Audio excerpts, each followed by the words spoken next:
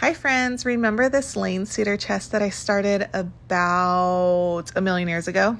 It's finally finished after doing probably 4 or 5 rounds of stripper, scraping paint off, feeling like I was getting nowhere, scraping more paint off, and then taking a scraper and getting all of this existing finish off. I was able to finally find the wood.